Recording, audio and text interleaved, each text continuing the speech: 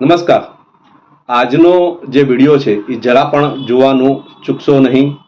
આપણે આ વિડીયોમાં જોઈશું કે નરેન્દ્ર મોદી પોતાનો વડાપ્રધાન પદનો કાર્યકાળ છે એ પૂરો કરશે કે પછી અધ વચ્ચેથી પદનો ત્યાગ કરશે.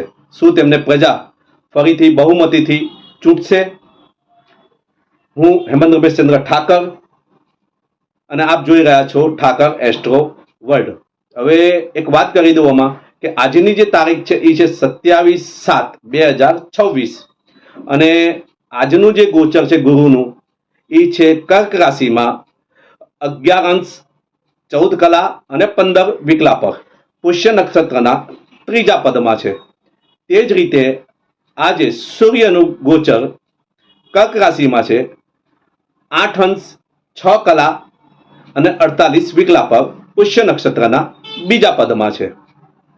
તો ચાલો શરૂઆત કરીએ કે નરેન્દ્ર મોદીના જે વડાપ્રધાન પદનું કાર્યકાળ છે એ ચાલુ રહેશે, અધવચ્ચેથી છોડી દેશે કે ફરીથી આવતી ટર્મમાં એટલે કે નવી ટર્મમાં એ ફરીથી વડાપ્રધાન પદનું પદ ગ્રહણ કરશે.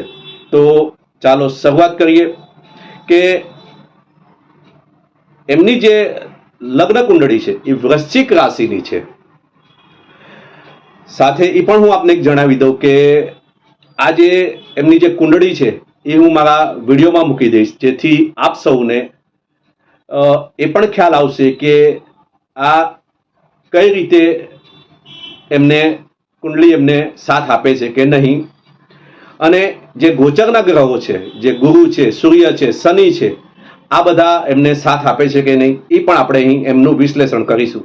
હવે આપણે જોઈશું કે અત્યારે કે ગુરુ છે એ 2 જૂને કર્ક રાશિમાં પ્રવેશેલો છે અને અત્યારે એ નરેન્દ્ર મોદી સાહેબની કુંડળીમાં 9મા ભાવમાં ઉચ્ચ રાશિમાં અત્યારે છે. હવે જે સૂર્ય છે એ પણ દશમેશ છે અને એ પણ અત્યારે એનું સૂર્યનું બી ગોચર છે એ અત્યારે કર્ક રાશિમાં થયેલું છે.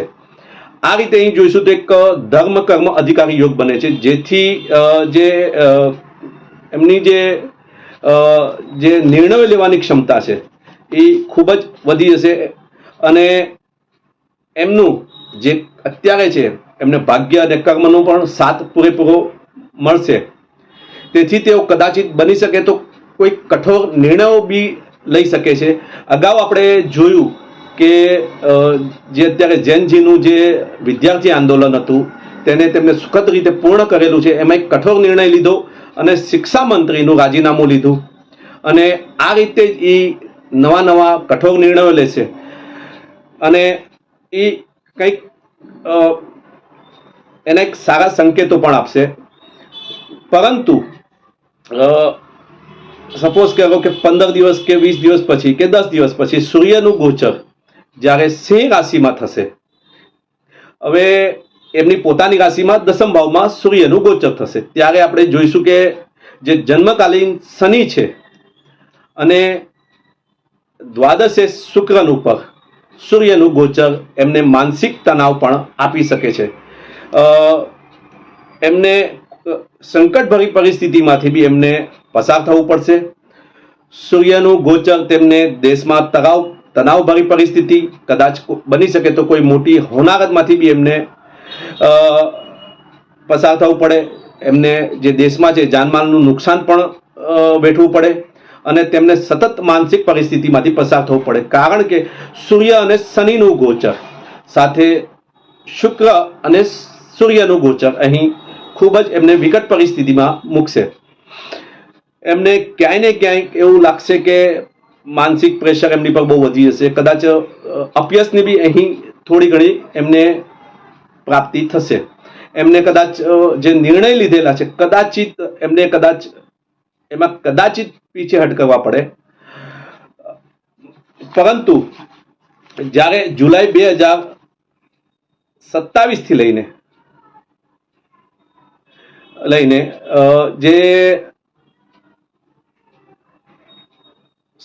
જુલાઈ 2027 થી લઈને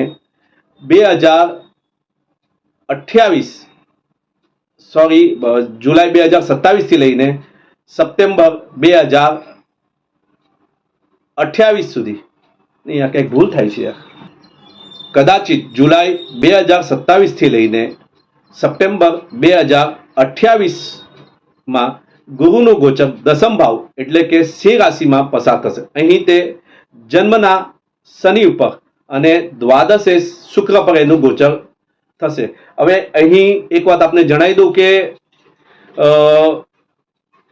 જે શનિ છે એ તૃતીયશ છે અને સાથે માર્કેશ છે, શુક્ર જોડે એની યુતિ દસમ ભાવમાં છે. હવે એની પર જ્યારે ગુરુનું ગોચર થશે તો અહીં ગુરુ પણ એ દ્વિતીય હોવાને કારણે એ પણ એક અહીં માર્કેશ બને છે. હવે જ્યારે એવું કહેવામાં આવ્યું છે, ગ્રંથોમાં એવું લખેલું છે કે જ્યારે અશુભ ગ્રહોની યુતિ હોય અથવા તો જે માર્કેશની યુતિ હોય એની અંદર જો શનિનો સંબંધ થતો હોય તો બધા ગ્રહોને છોડીને શનિ પ્રબળ માર્કેશ બનતો હોય છે. આવું ગ્રંથોમાં લખેલું છે. હવે જ્યારે અહીં ગુરુનું ગોચર થશે અથવા તો પસાર થશે ત્યારે એમને કઠોર નિર્ણયો લેવા પ્રેરિત કરશે. દેશ વિદેશથી તણાવભરી પરિસ્થિતિ પણ ઉત્પન્ન થશે. તેમને જે નિર્ણયો જે લીધેલા છે તેમાં કદાચિત પાછા ફરવું પડે. સાથે તેમને તેમના પક્ષની અંદરથી પણ વિરોધોનો સામનો પણ કરવો પડી શકે છે. કદાચિત બની શકે તો, કારણ કે અપયશની બી પ્રાપ્તિ એમને થાય, સંઘર્ષભરી પરિસ્થિતિ નિર્માણ થાય, કારણ કે ગુરુની જે નવમ દ્રષ્ટિ છે એ છઠ્ઠા ભાવ પર બી પડશે, જેથી કરીને એમને દેશ વિદેશમાં સંઘર્ષની પરિસ્થિતિ ઉત્પન્ન થાય. કદાચિત શત્રુઓથી એમને પરાજયનો બી કદાચ સામનો થોડો ઘણો કરવો પડે. એમને પોતાના જે નિર્ણયો છે એમાં પણ એમને પીછેહટ કરવી પડે. સાથે કદાચિત બની શકે કે જે એમની આર્થિક સ્થિતિ છે, એટલે કે જે દેશની આર્થિક સ્થિતિ છે એમાં પણ કદાચિત ડામાડોળ થવાનો સંકેતો પ્રાપ્ત થઈ રહ્યા છે. ત્યારબાદ આપણે જોઈશું કે જે નવેમ્બર 2028 થી લઈને ડિસેમ્બર 2029 સુધી જે ગુરુનું ગોચર છે એ કન્યા રાશિમાં થશે. કન્યા રાશિ એકાદશ ભાવમાં છે. અહીં સૂર્ય, બુધ અને કેતુની યુતિ છે. જ્યારે ગુરુનું ગોચર કન્યા રાશિમાં થશે ત્યારે એમને સ્વાસ્થ્ય સંબંધિત બીમારીઓ આવી શકે છે.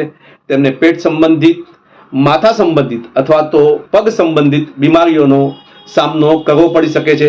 તેમને કદાચિત દવાખાનામાં બી કદાચ સમય ગુજારવો પડી શકે એમ છે. તેમને સ્વાસ્થ્યમાં ખરાબી પણ આવી શકે એમ છે. ત્યારબાદ આપણે જોઈશું કે આ સમય દરમિયાન તેઓ કદાચિત વડાપ્રધાન પદેથી રાજીનામું પણ આપી શકે એમ છે.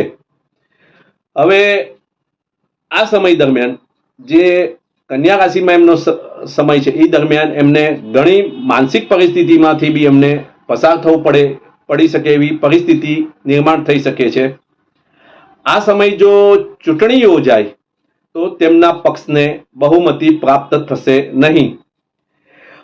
એવા સંકેતો પણ અત્યારના જે પ્રશ્ન કુંડળી અથવા જે ગોચરના ગ્રહો પરથી અનુમાન આપણે લગાવી શકીએ છીએ.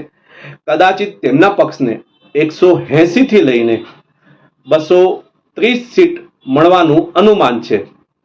જો આપ સૌને મારો આ વિડીયો ગમે તો લાઈક અને શેર કરજો. જો આપને આવા વિડીયો ગમે હોય તો મને જો આપ લાઈક અને શેર કરશો તો હું કદાચિત બની શકે કે હું આવનાર જે છે એ આપની સામે હું જ્ઞાનવર્ધક માહિતી રજૂઆત કરી શકું. આપની સમક્ષ જ્યોતિષને લગતી જે સાચી જે વાતો છે, જ્ઞાનવર્ધક વાતો છે એ આપની સમક્ષ રજૂઆત કરી શકું. જ્યોતિષ એ કોઈ ડરાવવાનો કોઈ વિષય નથી, કોઈ તાંત્રિક વિષય નથી, જેથી હું આપની સમક્ષ એક સાચી અને સારી માહિતીઓ રજૂઆત કરી શકું. ફરીથી હું હેમંત રમેશચંદ્ર ઠાકર. જો આપને મારો આ વિડીયો ગમ્યો હોય તો લાઈક અને શેર કરજો. ધન્યવાદ. હર હર મહાદેવ.